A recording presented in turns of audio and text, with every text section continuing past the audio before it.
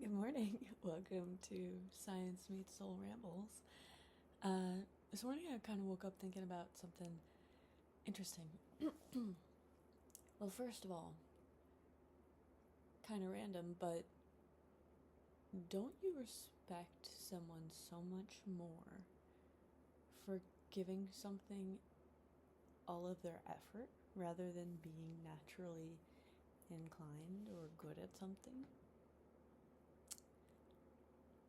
I think when you're young, it's glorious to be naturally good at things. But as I've gotten older and things magically become harder for me, it's a challenge for sure. Like, oh, I used to be good at bowling. What the heck? And it's just a simple little thing, but I think it's the lesson of earning it. I think maybe my childhood of being naturally good at things exposed me to what it feels like to be good at things, so that now I have to really work at it if I want to feel that good again. And that is awesome. And not only that, but the realization that if I've really earned something, it's so much more satisfying.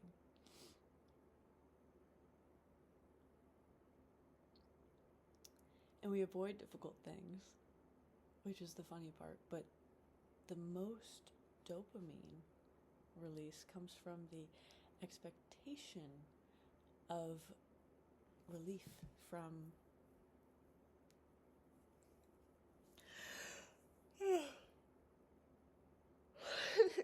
sorry. Anyway, for instance, if you, I'm gonna get bold here, strip down naked, as soon as you meet somebody,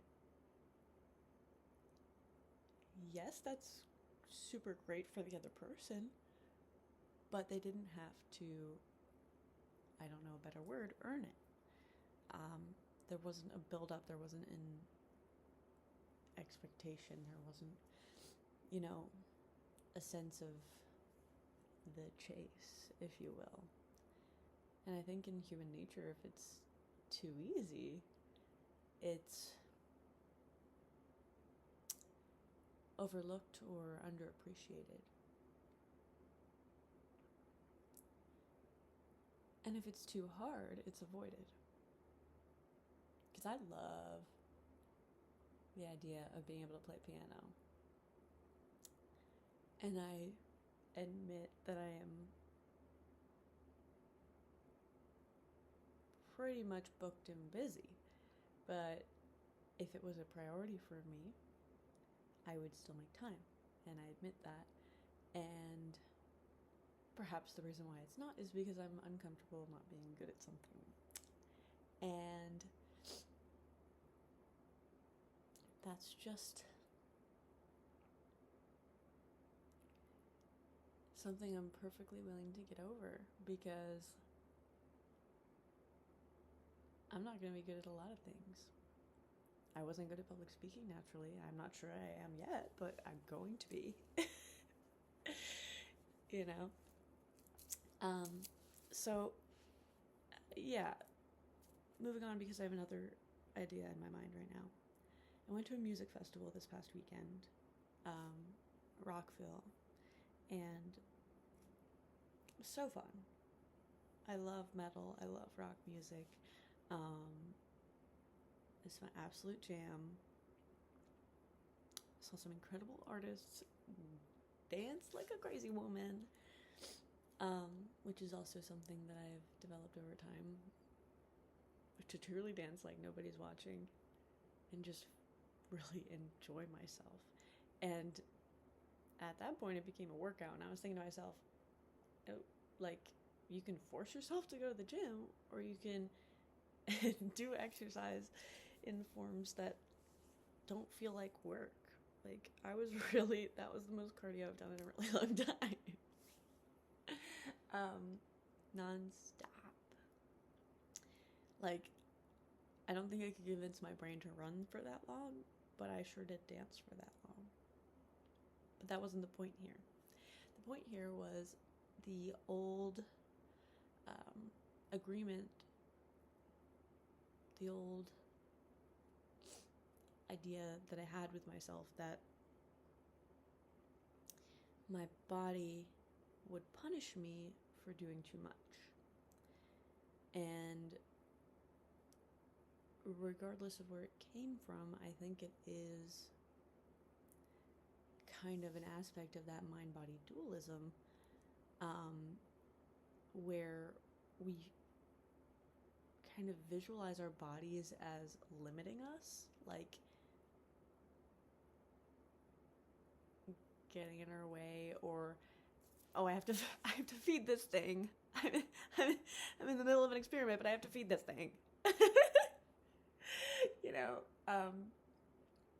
And I kind of woke up today in a lot of pain, and I was like, F it, I'm gonna go get a massage before I go to the lab, but nobody's open. But I'm like, in pain everywhere, and I found myself having this thought. And of course, we observe our thoughts without judgment, but maybe with a little bit of curiosity and intrigue, because I worked really hard to change my mindset around this, but the thought still came. And the thought was, I shouldn't have thought I was going to get away scot-free without my body punishing me for Rockville. What? Girl. And that's as soon as I started this video, because I was like just sitting I was standing in my bathroom, and I was like, and then I was like, whoa, you gotta catch yourself, girl. That is not true at all. Thank you, body, for getting me through that, and we're gonna do what I can to take care of you now, like you took care of me and made it possible for me to do all of those things, and make it possible for me to do all of these things every day, make it possible for me to be speaking and sitting and making this video right now, regardless of whether or not I'm in pain. You're trying to signal to me that you need a little help. Why would I be mad at you if you were asking for help? Why would I begrudge you for needing healing? A little bit of TLC. So that was my main message today, in fact. That is why I started this video. And perhaps I should have stuck to that. But the point is, the body is not the enemy, it is your teammate.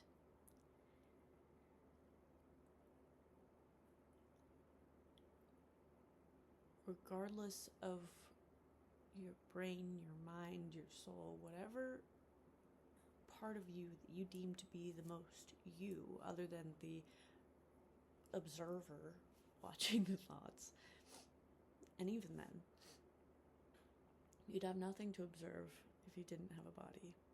And your brain is a part of that body. And it is impacted by how you treat your body. Even if you were just a brain, what the heck could you do? You couldn't speak, at least not without a crap ton of cool technology. You couldn't walk, you couldn't move, you couldn't share your message, you couldn't fulfill your purpose. The brain is amazing. And we appreciate the crap out of her. But we'd be nowhere without the body, and we just take it for granted every day that it is working day and night,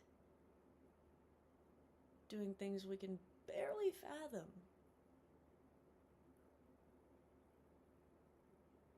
Without a thank you, without a please.